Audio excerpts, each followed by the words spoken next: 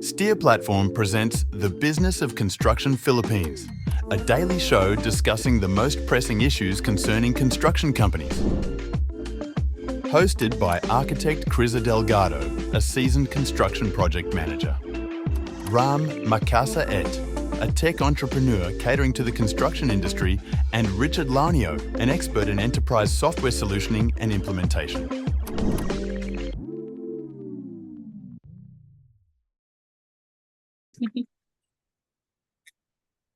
All right. Okay, good afternoon, everyone. I'm Ram Makasai, and this is the Steer Daily Construction Podcast. I'm joined today by my colleagues at Steer, Mr. Richard Launio and Ms. Criza Delgado. Guys, do you mind introducing yourself real quick bago tayo magsimula sa ating topic ngayon? Sure. Thanks, Ram.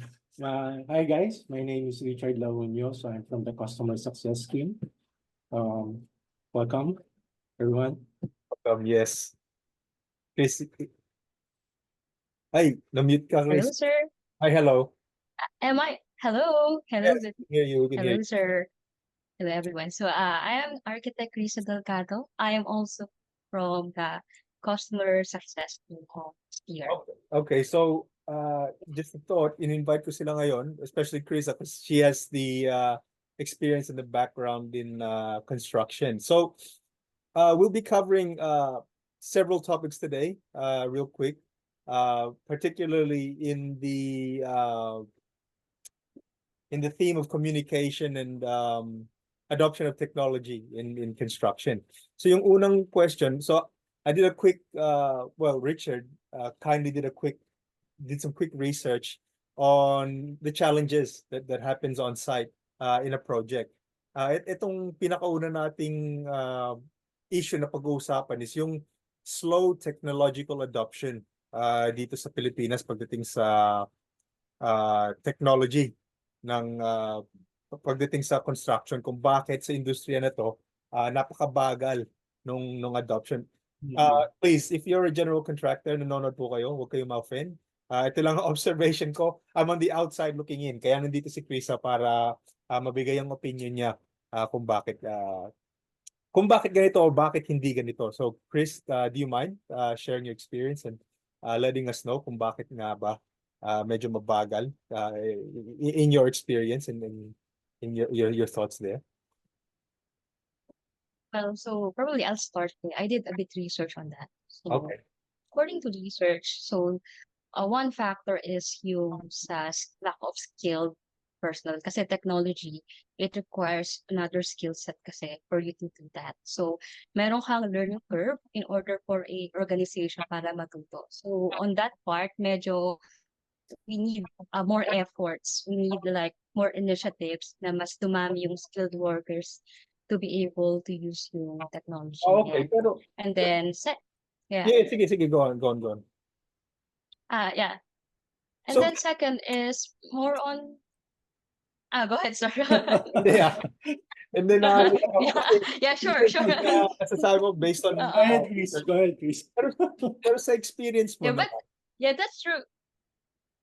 Well, it's actually matches with the experience. Kasi, okay, ang construction kasi fast-paced eh. So, as long as live siya, parang every minute counts. So, minsan we do not have the extra time to, to effort unless we dedicate the time for it. okay. But we are slowly adapting. So, there are companies that, sila yung nag-spearhead ng mga Technology. lectures and tutorials, and then also Okay. yung some professionals are doing that on the side hustle. We are enrolling to learn a specific software. Pero Okay. hindi siya mabilis kasi like mentioned, medyo mabilis kasi ang constructions, and then we're trying our best. Okay, so Catch okay, so up with it. yung mga tulad namin ni Richard, medyo binubulabog kayo mga construction folk. Sumasakit ulo nyo pagdating sa syempre, sinasabi mo nga it's time consuming learning these new things, no? And a project, anong average time ng project? Mga 6 months, 8 months, 1 year. Tapos, you're trying to meet deadlines, no? Do you agree with that assumption na because it's so fast-paced and yung mga key personnel nahihirapan na maghanap ng oras para matutunan tong bagong technology. Could that be a factor kung bakit yung challenge na yon exists? Yes. Yeah.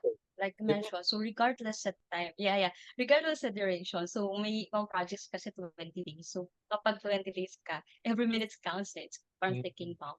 So as Okay. probably we need to try to reallocate talaga yung time. So Okay, yeah, okay. but yeah. So Chad, may opinion ka ba dyan? Anong solution natin yan? Less bulabog, more bulabog? Well, I think no, most of the technologies that came out the past few years, medyo heavy talaga sa learning eh.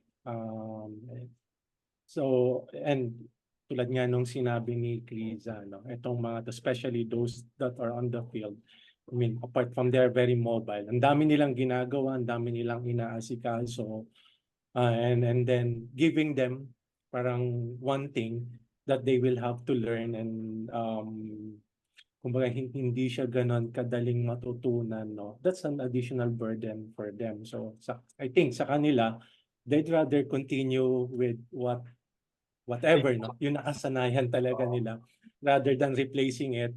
Kasi sa kanila parang nagiging nadodoble, no? Yung task. So to resolve that, well, hindi naman the industry, the workers, the PMs, no, those that are involved in the construction, hindi naman na sila, kumbaga sabihin natin na old school in a way, no, with mobile phones, Facebook, social media, medyo familiar na rin sila sa technologies, especially those na available sa mobile, no. It's just that maybe for most of the earlier versions ng mga technology, talagang heavy on learning curve.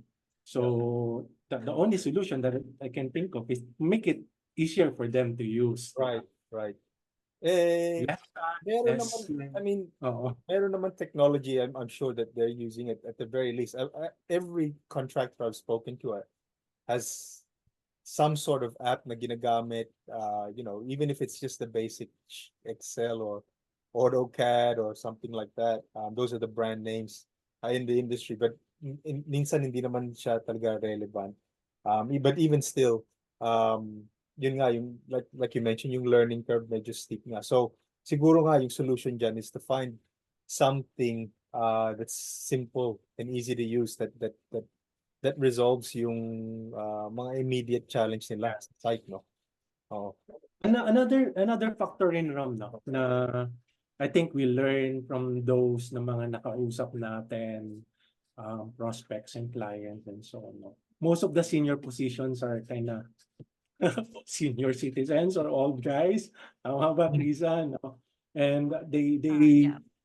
tend to push back technologies kasi for them, I think it's still easier to do things the way they to do is previously, no, nakasanayan na nila. So parang kumbaga change management din in a way, no, having that push from the top management para ma-adapt naman or ma-absorb or ng mga end users, no, those who are in the field. So para sa akin, kailangan siguro, well, like Krisa was saying, an education lang, then dun sa benefits, so that they make time as well. Hindi lang, siguro hindi pa rin nila naiintindihan on what's out there, on what they've seen. I mean, even this article, yung mga examples na bigay, medyo cutting edge na, hindi naman nila siguro mabe-benefit. Baby steps. Yeah, so something like a simple document management system siguro would work wonders and cut the time it takes to find things and file things that might help win their case. Okay. Thank you for joining this episode of the Business of Construction Philippines. Don't forget to like and subscribe to The Business of Construction on Spotify and YouTube.